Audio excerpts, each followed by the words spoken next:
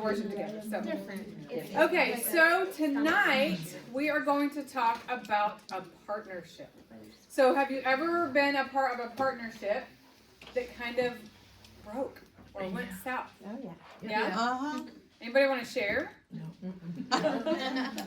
So I'll share.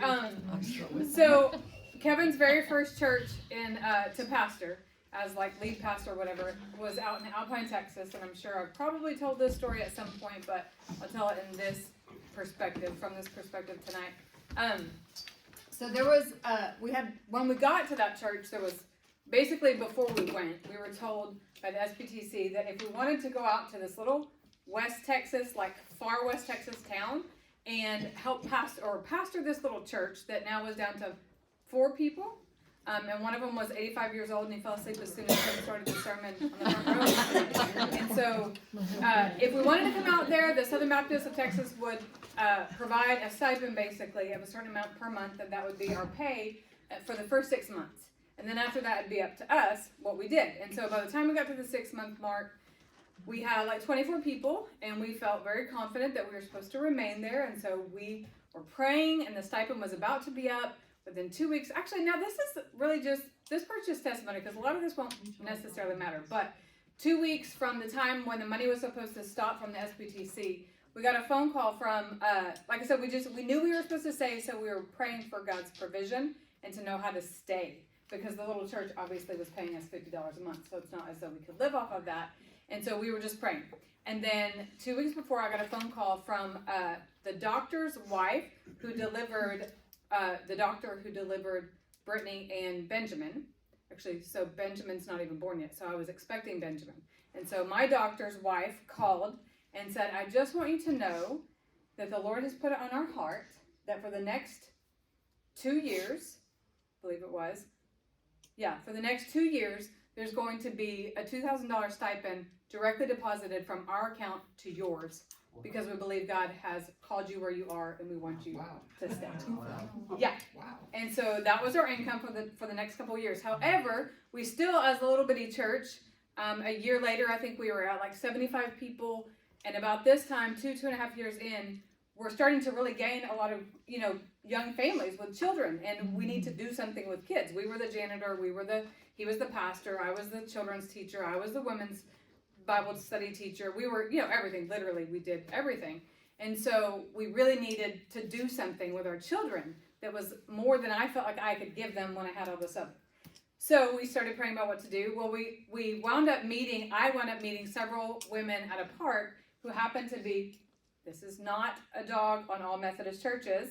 If you're on YouTube and you're Methodist, I'm not talking about all Methodists. I'm just talking about this situation. So this group of ladies decided that they wanted to be a part of what we were doing, and then we kind of partnered with them to oversee our children's area, and they did an amazing job. They found the curriculum, and they just did a really great job. However, we began to start to notice, and this was really young in our ministry, right? Because it's our very first senior pastorate.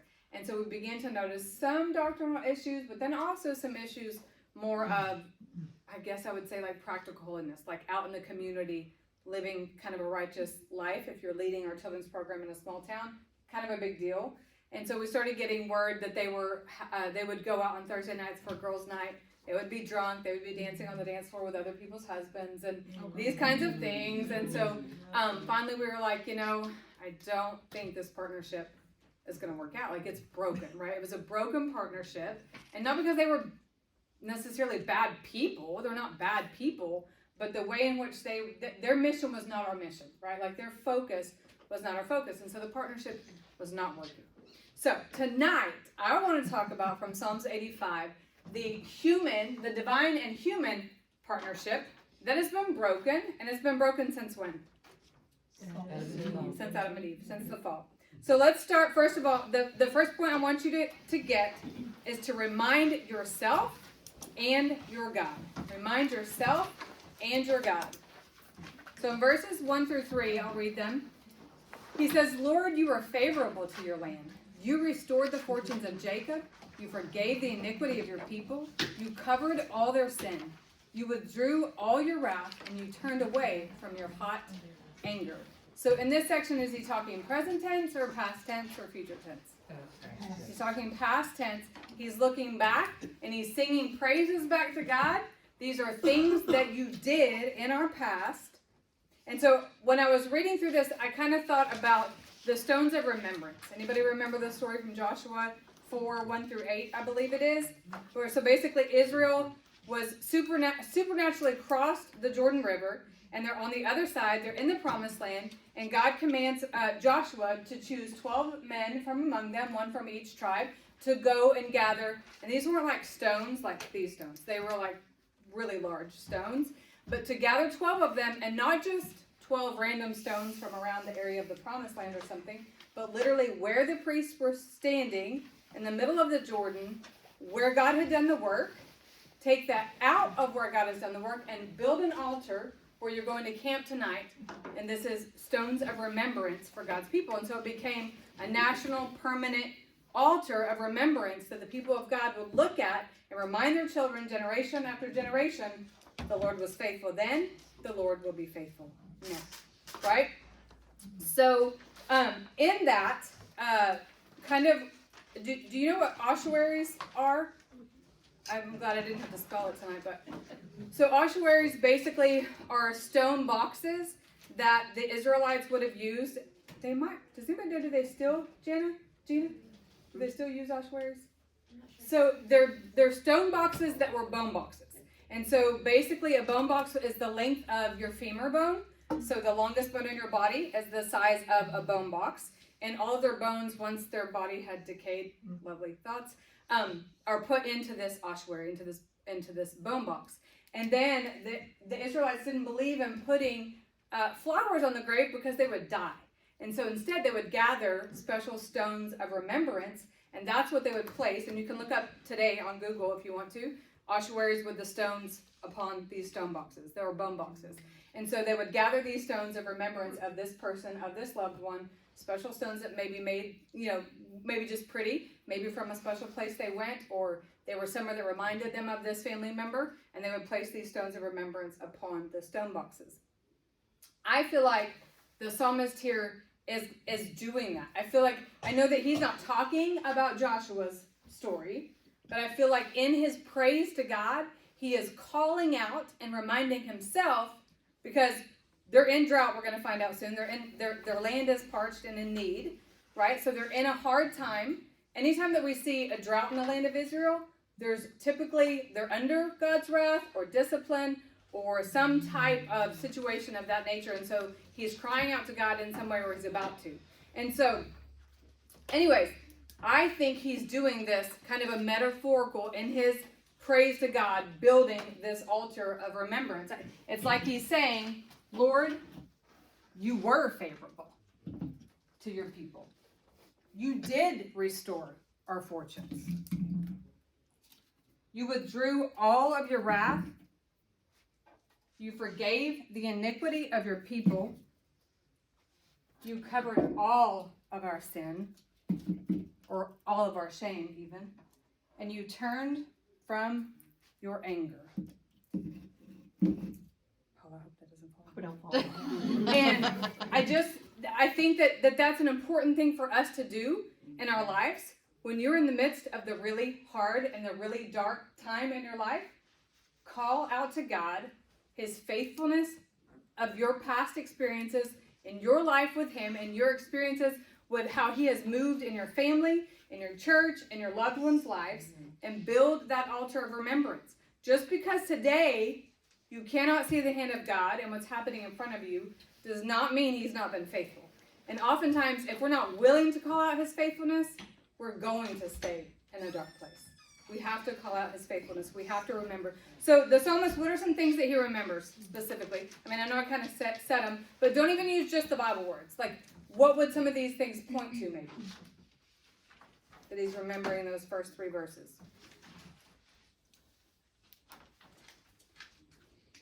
Coming out of Egypt. Mm-hmm. I think of the cycle of Judges. Yeah. Yep. Continually forgiving. Mm-hmm. Over and over and over. even when Moses had to beg God not to destroy him because God said, I'm done with it. Yeah. And Moses said, please don't destroy us. Yeah, for sure. Moses coming down from the mountain the first time to the little calf, and then the tower was being destroyed, and the Lord took him up the mountain again, and he was in the presence of God. Of course, his face shining when he came down the next time. I think about, just that restoration, that he withdrew the wrath, but then he also didn't just let it just go anywhere. He still had the expectation of his people and to set them apart. And in giving them the law again, he's reminding them, you are still a set apart people. Yeah. He didn't just end it, like Rachel said, he didn't just stop there, right? He followed through with who he was, based on his character, not the character of his people. Yeah, what else? Does anybody? Well, like Kevin mentioned on Sunday, Moses, when he kept making excuses, made God mad. Mm-hmm. But he didn't let Moses off the hook, he just gave him assistance. Yep. Yeah, there's, and just in our lives, I mean, I'm sure we probably don't all want to share them right now, but there are times in our lives when we look back and we know that he has both blessed and restored us, but also had to forgive us for iniquity, right? So he is remembering his favor and restoration. Like, those are the happy things to remember, right?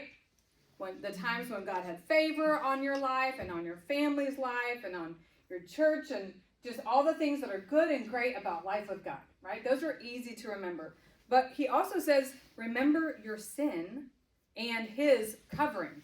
So God's covering of our sin and our shame. But when we do that, we have to remember our sin. Do you have anything in life when you look back on it, you just still get that like cringy, shameful feeling? Like, how could I have thought, did, said that thing, right? So when we're having to remember those things, it's not so that we get pulled back into a pit, but it's so that we can praise God for those things that he has actually taken away from us. He has covered that. He has made it no more. And then he's remembering also his wrath and his turning from that wrath. So he's telling us to remember the wrath of God. Also, not fun. Who can tell me a story that they've never forgotten about the wrath of their father? But, not if it's like too super, but you know what I'm saying, like the wrath of mom or dad. Maybe mom. Yeah. I was learning to drive, and I pulled over in front of an 18-wheeler too close. And my dad was very mild-mannered, and I thought he was going to kick me out of the car. While I was driving. While I was driving. Still to this day, there's an 18-wheeler. I can't pull over too close, I'll be mad. It worked. It did. His wrath was beneficial Yeah. in your life. And then, did he turn away from it? Did he get okay about it later? Oh, yeah. Yeah. He was He fine turned with it away. after he told me, don't you ever do that again, Suze. Yeah. Suze. I have a new name for you now. Suze. So yeah, that is an effective tool sometimes, right? Like we're to be angry and to not sin in our anger. But with God, he's not going to sin in his anger. When his wrath is poured out upon his people or those who are not his people, it is a just act. It is righteous to have to experience the wrath of God in our lives. And that kind of discipline is the only thing that leads us to repentance, is the only thing that leads us to righteousness. Okay, so the other thing I want you to remember under this point is that today's drought is sometimes watered by yesterday's rain, right? Today's drought is sometimes watered by yesterday's rain. Have you ever been in a spot in life where you literally feel like you have nothing to praise God for in that moment? In that moment, everything is wrong. Maybe your marriage is struggling, your children are rebelling, your job is on the rocks, your relationships with friends seem broken. Whatever it is, you feel like there is nothing in me that I have to offer back to God. I have no praise to offer. That's when we do this. That's when we build the altar of remembrance of the things in the past that God has done. We cry out to him, we remind ourselves, and we sing it to him with praises that he has been faithful in our lives. So it's not that it's never rained in your life. Do you feel like sometimes we kind of get self-pity and we feel like Hope Mom, everything's bad, nothing's good, nothing's ever been good, nothing's ever going to be good. Anybody with little kids at home right now that you kind of get that rhyme and rhythm going sometimes with your kids, where everything's terrible and all my siblings hate me and Mom and Dad hate me and my friends hate me and everything's terrible, right? So we have to, huh? It used to be that You way. said, oh, I thought you said I'm still that way. Shirley? My nephew, when they were little, I have a son and my nephew, they were just a couple of months apart. And when he was in trouble, he was spending the night with us, and he said, "Nobody loves me but Jesus and Jared." Oh, nobody loves me but Jesus and Jared. Which of course he wasn't right. Nana loved him, or his auntie. You know, there is other things going on, and there has been things in our past where God has shown himself faithful. And sometimes we have to have one of those rain barrels, right? Like, I've never had one, because Lauren, do you have a rain barrel? I have 6. You have some. I was going to say, you have a half a dozen rain barrels. Yeah, I mean, they're super effective and efficient if Tracy would ever just spend the time to go get one and set it up. It has free rainwater in it, which, have you noticed that you can water your yard for weeks upon weeks or months, and there's some green, but then when God sends rain, it's a different kind of green, isn't it? And so having those rain barrels set aside to hold that really good stuff that comes only from God to water your gardens is a pretty smart thing to do in your garden and in your heart. As you build those altars, you're saying back to God, I know that today is drought. There's drought in the land, but you have been faithful. And you've given me all these barrels. We should all have 6 rain barrels full, right? You've given me all these barrels. I could make it through. And when you feel like you're at the very end and you can't make it through, not one more day, you know how I know you can? Because you're not dead yet. You're still here. You're at church tonight, so you're not done. He has not given you more than you can bear. He still has you here. He still has you here in this place for a purpose. Okay, so the first point was remind yourself and your God. And the next point is request the inevitable. Request the inevitable. So the verses 4 through 7, I'm going to read. And it says, restore us again, O God of our salvation, and put away your indignation toward us. Will you be angry with us forever? Will you prolong your anger to all generations? Will you not revive us again, that your people may rejoice in you? Show us your steadfast love, O Lord, and grant us your salvation. Don't find yourself waiting on today's deliverance before you're willing to start gathering your stones for your next altar. You cannot sit here waiting and demanding of God to simply deliver you now, or you're unwilling to gather stones for your altars.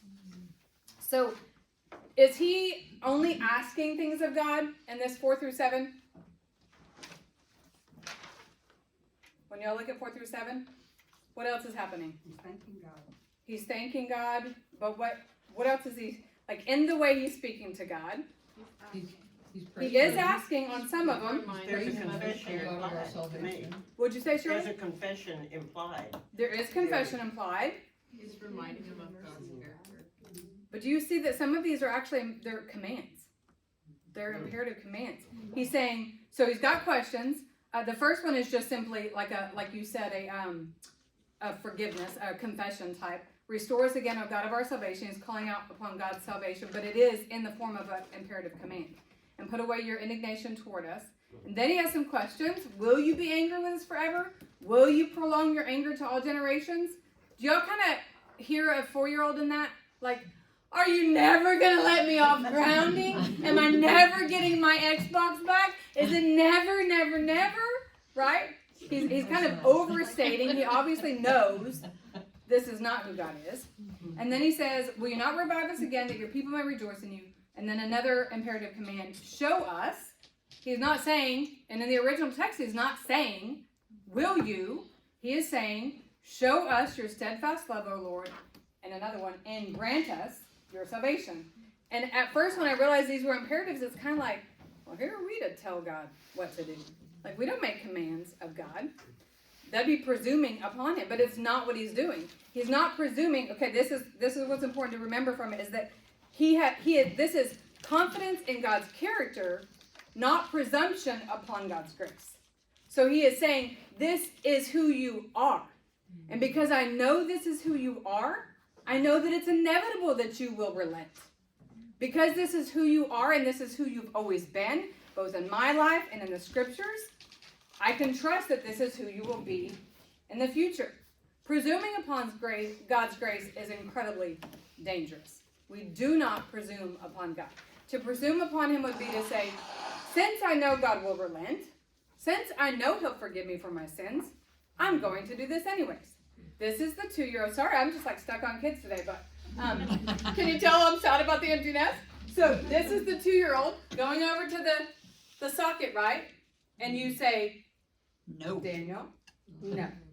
And he looks at you, and he looks back at it, and you can see his little mind thinking through, remember that time I got my diaper smacked for this? Like, remember that? I remember that. He's talking to himself, you know? You're going to see it, and then he's like, I'm okay with that. I'll take another spanking. And he goes after it anyway, right? So this is presuming upon God's goodness. So I'm deciding that it's okay because I know I'll get disciplined for it when I disobey God's word, when I disobey what he's clearly laid out for me to do. I'll think about the consequence. I'm okay with it. I'll take it. Because eventually he's going to relent. He's going to forgive me. He's going to restore me. So Kevin often says that traveling with God, or that God is a precarious traveling partner if you do not intend to obey. That would be the idea if the psalmist was presuming upon his goodness. But he's not presuming upon it. He's simply claiming who God has always been and having confidence in God's character. Okay, has anybody ever seen a prefab home? Or have you ever had? Maybe somebody has had one built. So a prefab or a modular build home is something that is put together in some factory somewhere. All the parts, all the pieces, all the materials, they're literally created. I don't know if do they put them together and they see it as a house and then they take it back apart like a puzzle? I don't know. But all the things that you need, all the walls, all the stuff, okay? It's all built, and then the builders themselves lay the dirt work, they do the dirt work, they lay the slab and all that good stuff, and then it's delivered. So when we were out in Alpine, that first church as well, Kevin was bivocational for a lot of that time, and so he was a contractor. My dad and his dad were both contractors, so he worked under both of them early years of marriage. But out here, he was on his own. He had his own company out in Alpine, but there was this place in Fort Davis Mountains where, anybody remember it's called the Republic of Texas? That the people that like went out to Fort Davis Mountains and other areas like in the woods, they got their campers and they wanted to secede from the state. I think they had their guns and they were like, come at us, come on, we ain't scared. Yeah. Okay, so that was the area in which Kevin was building this modular home, and so he's driving through this tiny, I don't know if you could call it a road, through the woods, knowing that once I get this slab and everything built, somehow 2 18-wheelers had to get up here and put this house together, right? So that was just a lot of fun in itself. But anyway, that modular build, the whole idea is so that when a customer wants a house built and they get the dirt and the slab done, it's pretty much built. So they're put together, they're made, all these pieces and parts are made, and they're put in a warehouse for an inevitable build in the future, somewhere down the road. So for us, with our past confidence, that's what I see is happening in this second passage, is that he's not building an altar yet, right? But he's saying, I know you will restore us again. I know that you will show us your steadfast love. I know that you will not, or that you will, wait, this says, will you not revive? Oh, okay, yeah. I know that you will revive us again. Will you be angry forever? I know that you will put away your indignation, and I know that you will grant us your salvation.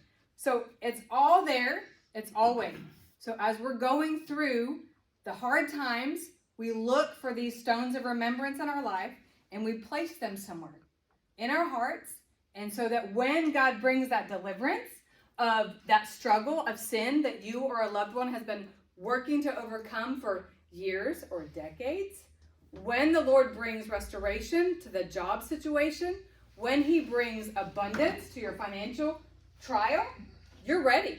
You're ready to build that altar. You're ready to worship the Lord with all the fullness of what he's already been doing in your past and what he is doing today.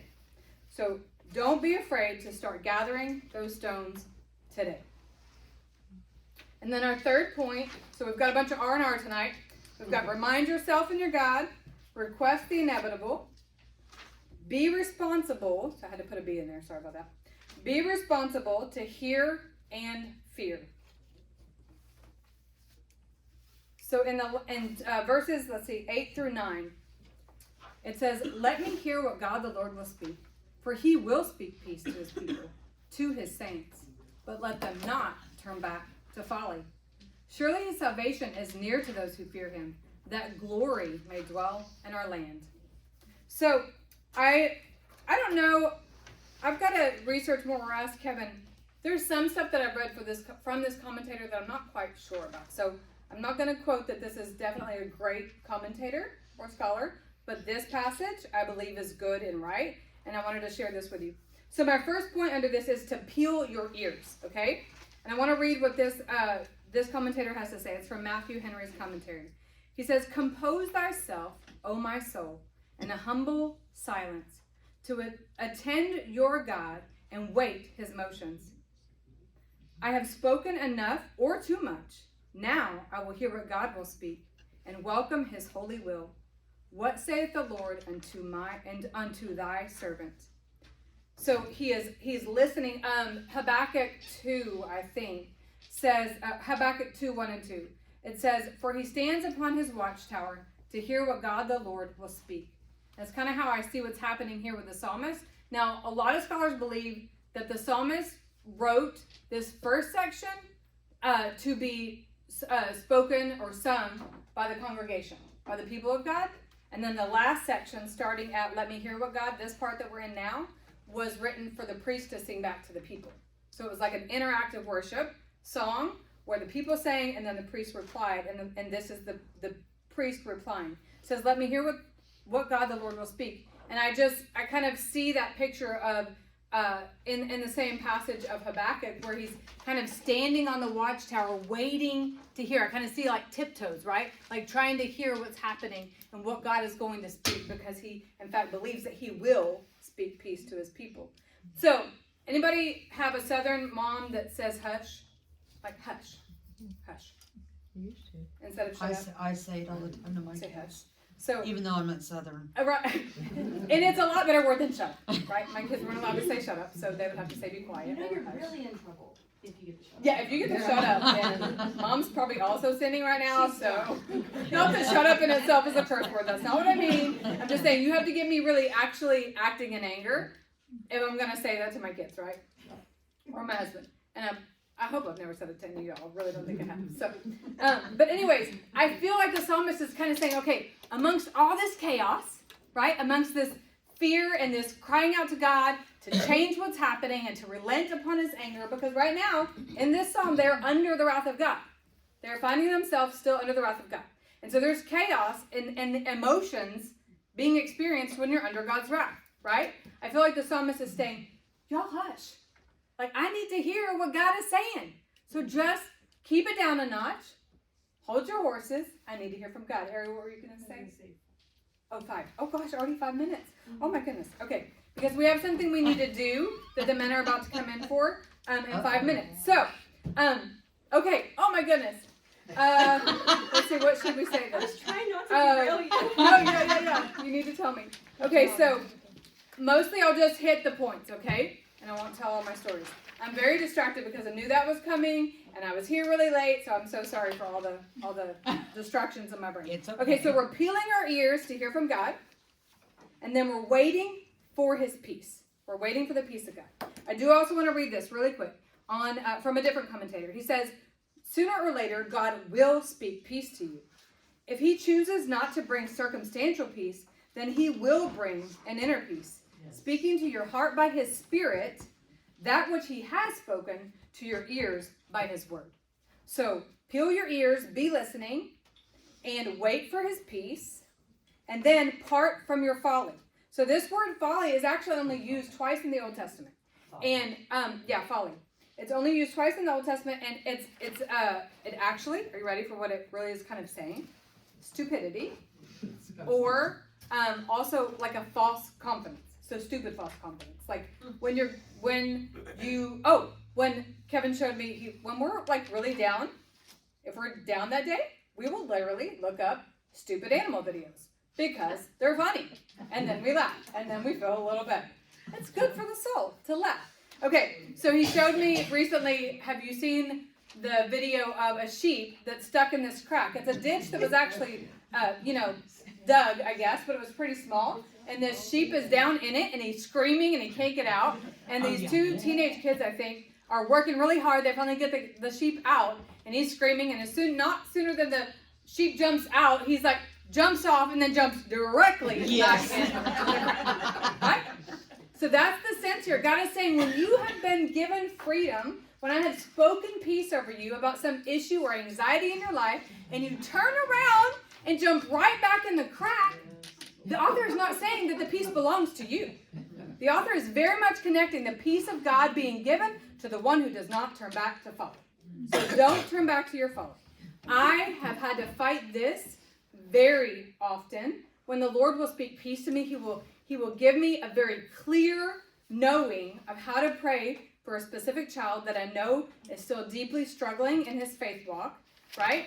And I will know that it's from God because it has sometimes literally woken me in the middle of the night, and I'm not being dramatic when I say when they were literally in physical, scary danger. I have been woken by the Lord to pray and to fast for this child. I don't find these things out till later, why I was woken. I don't know exactly why God led me in fasting and prayer in a specific way that day, but God did lead me, right? So I know that if God is leading me in my prayers for that person, then He is present in the life of that person. He is working in their heart. He is working in their life, and I can trust Him. No sooner, the next day happens, and I just can plummet, right? I can, in my flesh, turn right back to folly. And when I do that, I don't have what? Peace. I do not experience the peace of God. Okay, so don't turn back to your folly. And a very good medication for not turning back to your folly, as soon as you find yourself, and I did this Sunday morning, as soon as I found myself beginning to sink, I went and sat down at Psalm chapter 85 and began to pray over the word into my heart and my family's lives and your lives, and just begin to get before the Lord, because that is the only way to peace, is through Him. Okay, last point then would be renew the work. Okay, so right here, this is the divine and human partnership that was broken in the Garden of Eden. Somebody read for me really quick, flip to Genesis 2:5, I believe.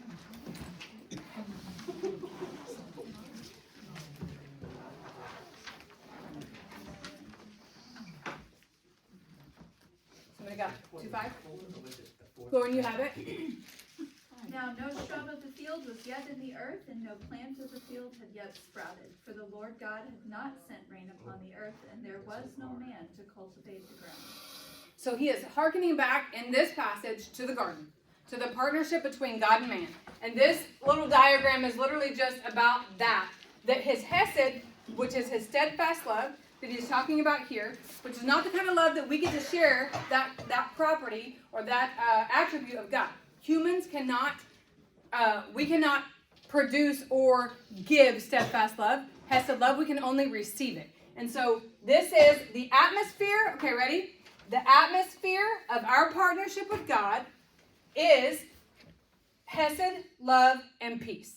Those are unshared attributes of God that only He possesses. And within that atmosphere, that's the atmosphere, within it, righteousness and faithfulness are attributes that we do share with God. So while God has had to gift us faith, He also calls us to what? Walk in faith. So while God has imputed righteousness on the cross to those who would believe upon Him for the forgiveness of their sins, we also have to walk in righteousness.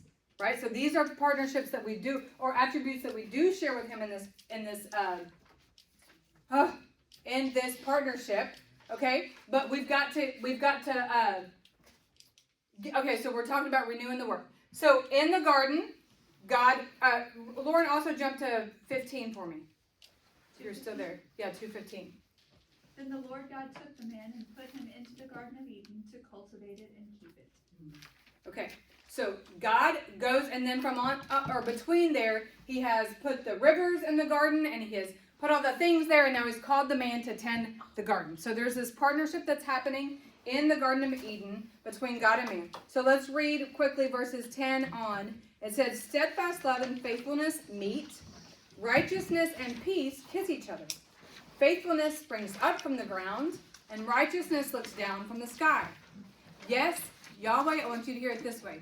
Yes, Yahweh will give what is good, and our land will yield its increase. Righteousness will go before Yahweh and make Yahweh's footsteps a path or a way for us. So we see the work of God, his faithfulness springs up from the ground, but this is pointing to the man working the fields, okay? And then when the land, okay, wait, that's on this side. So faithfulness springs up from the ground, righteousness looks down. This is the rain that's coming down, watering the earth. This is the partnership happening back and forth. And then the Lord gives what is good. This is also pointing to what's being given on the land, the water that's coming down, the rain from the earth, the buckets that Lauren stores up when there's not rain coming, right? It's coming down, and then the land is yielding its increase. And the psalmist is not saying, I hope you'll do this, Lord, or I hope that God will do this in our future. He is saying very specifically, God will do the things that he has said he will do. He will do these things. Let's see what else, if there's anything we need to touch on before we finish. So his partnership is restored. When this partnership is restored, then we have increase, right? We have the produce of the land, of this partnership, of what's happening in our life. So we are living out this righteousness that we're living out. This is back to the original story.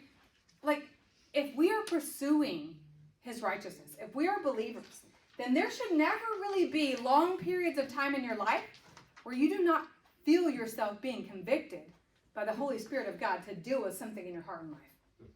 So there needs to be that sense of, just a constant, right? Sometimes it feels overwhelming and like it's never going to stop.